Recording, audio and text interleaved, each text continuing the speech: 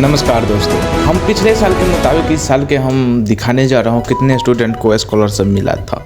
लेकिन पिछले साल जितने भी स्टूडेंट थे यानी कि 4 लाख से अधिक स्टूडेंट फर्स्ट डिवीज़न आए थे, उसमें से 18 लाख ऐसे स्टूडेंट थे जिसमें को यानी कि स्कॉलरशिप नहीं मिला। और वो रीज़न था उसको गलत फॉर्म अप्लाई करने की और गलत चीज़ भरने की। इसके वजह से उसको स्कॉलरशिप नहीं मिल पाया।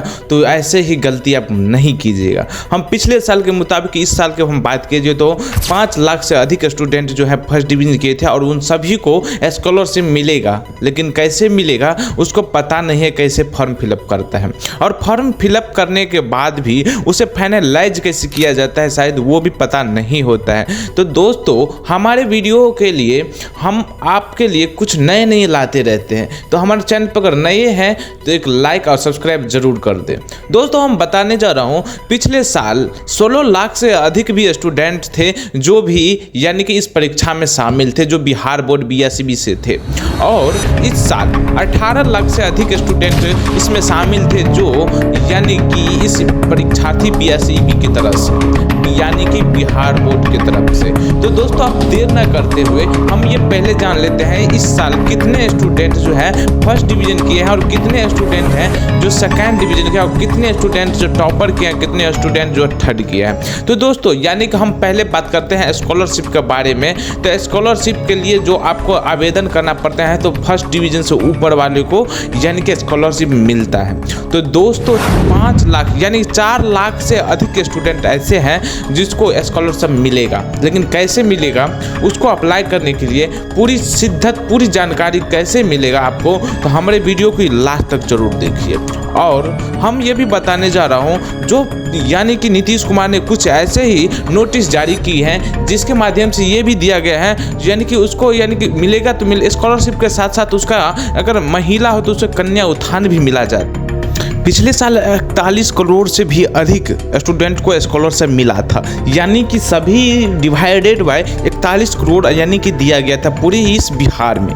तो दोस्तों, आप देर ना करते हुए इसकी पूरी जानकारी आप जानना चाहते हो कैसे यानी कि अप्लाई करना है और कितना दिनों में मुझे पेमेंट आता है, तो पूरी जानकारी हमको यानी कि बारीकी से हम आपको समझाएंगे, स्टेप बाय स्टेप समझाएंगे। तो आप हमारे वीडियो को लास्ट तक जरूर देखना और आपको फॉर्म फिलअप कैसे करना है वो भी स्टेप बाय स्टेप में हम बताएंगे। तो दोस्तों, आप देर ना करते हुए चलिए हमारे वीडियो को और। तो जी हाँ, नमस्कार दोस्तों। यहाँ पर आपको कोई भी ब्राउज़र ओपन कर लेना है तो उसमें आपको टाइप करना होगा।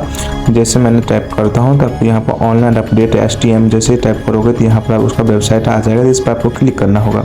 तो जैसे मैंने अब यहाँ पर क्लिक किया, क्लिक करने के बाद आपको यानी कि राइट साइड में यहाँ पर सबसे नीचे दिख रहा होगा यानी कि बिहार बोर्ड 10th स्कॉलरशिप पर क्लिक करने के बाद आपको ये पेज खुल कर आ जाएगा, जिसका स्क्रॉल ऊपर करके यानी कि ऊपर करने के बाद सीधा डायरेक्ट इसको चाहते हो पढ़ने के लिए तो पढ़ भी सकते हो, नहीं तो यहाँ पर डायरेक्ट लिंक दिया गया है तो इस पर हम क्लिक कर देते हैं। तो जैसे आप इस पर हम क्लिक किए तो जैसे आपको भी करना होगा तो यहाँ पर हम सीधा बता देते हैं जो यही है मेन सॉफ्टवेयर है जिसके माध्यम से हम ऑनलाइन कर सकते हैं मेधा सॉफ्टवेयर। यहाँ पर कुछ नोटिस भी दिया गया है तो इसको ध्यानपूर्वक पढ़ लेना होगा। यहाँ पर लिखा हुआ है सभी छात्राओं को सूचित किया जाता है कि जिनका भी आधार उसके बैंक खाता से सिसेंड है जिस नहीं है तो बैंक से तुरंत संपर्क करें, क्योंकि आधार सिसेंड और खाता से आधार लिंक अलग भी बैंक अकाउंट आधार से सिसेंड होना जरूरी है। तो इसके लिए आपको करना क्या पड़ेगा, तो बैंक से जाकर संपर्क करके और आधार से बैंक को यानी कि लिंक करवाना जरूरी है। तो आपको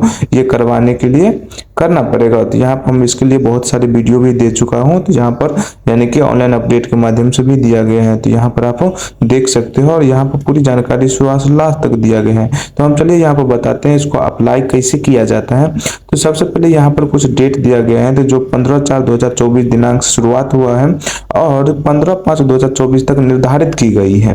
तो इसको हम पढ़ के यहाँ पर सबसे पहले हम दिखा देते हैं ऑनलाइन अप्लाई। इस पर आपको क्लिक करना होगा, अप्लाई ऑनलाइन वाले पर क्लिक करना होगा। जैसे आप क्लिक करते हो तो यहाँ पर कुछ दिशा निर्देशन भी दिया जाता है, उस पर क्लिक करके हम पढ़ भी सकते हैं। तो यहाँ पर मैंने देखा तो यहाँ पर यानी कि मैंने देखकर मैंने पढ़ लेना आपको जरूरत है, मुझे उतना टाइम नहीं है तो मैं नहीं पढ़ता हूँ और इसको तीनों को लगातार क्लिक कर लेना है।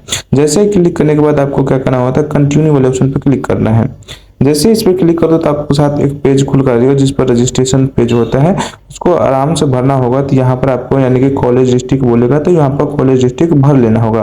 तो मैंने यहाँ पर भर लिया हूँ और यहाँ पर रजिस्ट्रेशन नंबर को जो यानी कि मार्कशीट पर दिया होता है, तो यहाँ पर रजिस्ट्रेशन नंबर आपको दे देना होगा। तो मैंने भी दे देता हूँ और कुछ इस प्रकार का होता है, तो आपको भी दे देना होगा।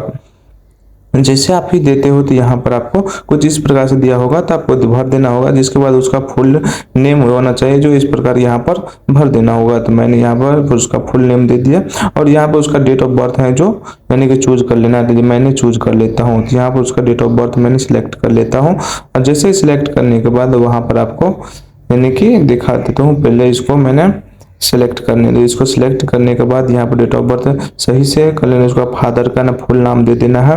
उसका फादर का फुल नाम देने के बाद यहाँ पर उसको मदर का फुल नाम दे देना है। मदर का फुल नाम देने के बाद आपको करना क्या होगा, टोटल मार्क कितना आया था वो यहाँ पर देना होगा।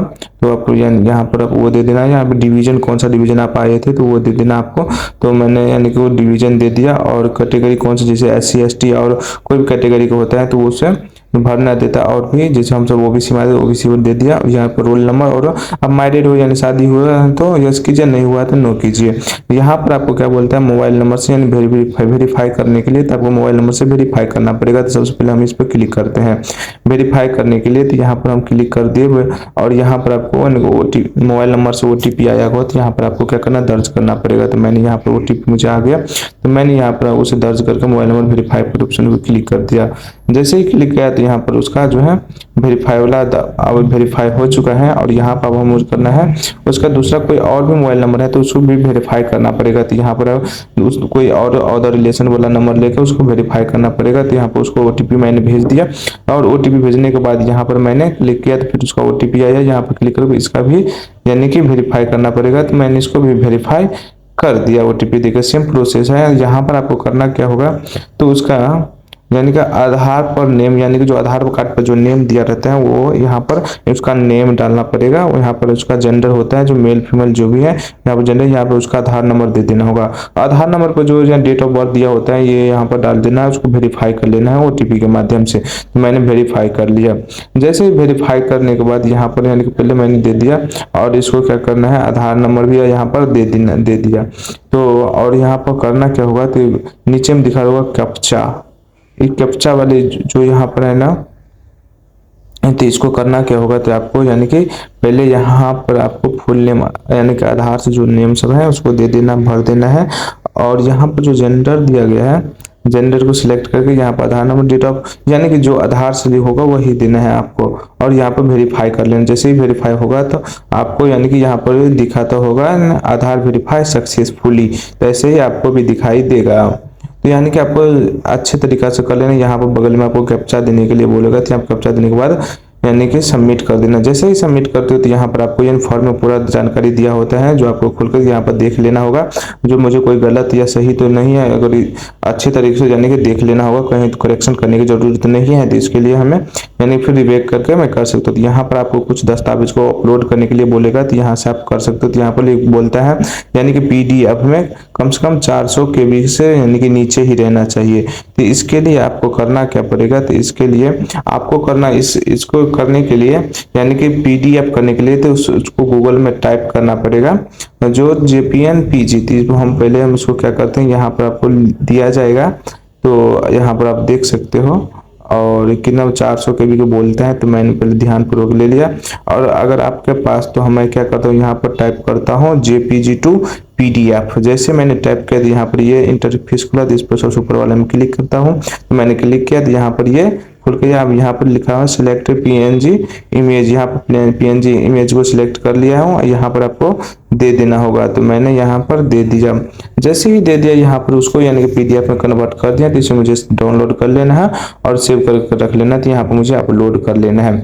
जैसे मैंने यहाँ पर अपलोड कर लिया तो आपको यानी कि भी अपलोड ऐसे ही सेम कर लेना होगा। और यहाँ पर बोलता है उसका जो है आधार कार्ड अपलोड करने के लिए, तो आपको यहाँ पर आपको उसका आधार कार्ड अपलोड कर लेना होगा।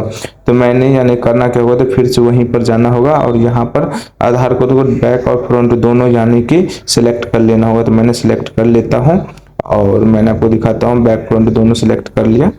तो सिलेक्ट करने के बाद यहाँ पर आपको करना क्या होगा, तो यानी कि मैंने लेफ्ट फ्रंट वाले को साइड इधर कर दिया फ्रंट में और आगे कर दिया इसको, यानी पीडीएफ में कन्वर्ट करके यहाँ के इसे डाउनलोड कर लिया। डाउनलोड करने के बाद यहाँ पर आपको अपलोड कर देना है, तो मैंने अपलोड कर दिया। यहाँ पर रजिस्ट्रेशन पर हेयर पर क्लिक कर देना है, तो आपको सक्सेसफुल हो चुका है यहाँ पर लिखा रहा है, यानी कि रजिस्ट्रेशन सक्सेसफुल। तो आपको ऐसे ही कर लेना है। और यहाँ पर करना क्या होगा, तो आपको यानी कि अभी भी पूरा यानी परफेक्टली नहीं हुआ है, तो आपको करना हो क्या होगा, तो सरकार की तरफ से आपको 7 दिन के बाद एक मैसेज भेजा जाएगा जिसमें यूजर आईडी और पासवर्ड दिया रहेगा। तो उसे क्या करना है, यूजर आईडी पासवर्ड को रीसेट करके अपना नया यूजर आईडी बनाना पड़ेगा। तो आपको उसके लिए फाइनलाइज करना पड़ेगा, तो फाइनलाइज करोगे तभी पेमेंट आएगा, अन्यथा नहीं आएगा। यहाँ पे लिखा हुआ है 7 दिन के अंदर ही आपको, यानी 7 दिन के अंदर आप भेज दिया जाएगा। तो आपको क्या कर लेना है।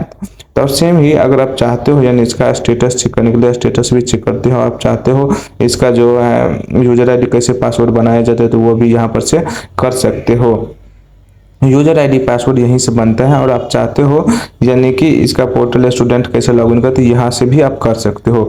यही पूरी जानकारी हम आपको यानी इस वीडियो के माध्यम से देते हैं। तो दोस्तों अगर हम वीडियो पर नए हैं तो लाइक सब्सक्राइब जरूर कर दें, क्योंकि आपको मैंने पूरा वीडियो के बाद में बोला है लाइक सब्सक्राइब करने के लिए, अन्यथा शुरुआत में नहीं बोला था।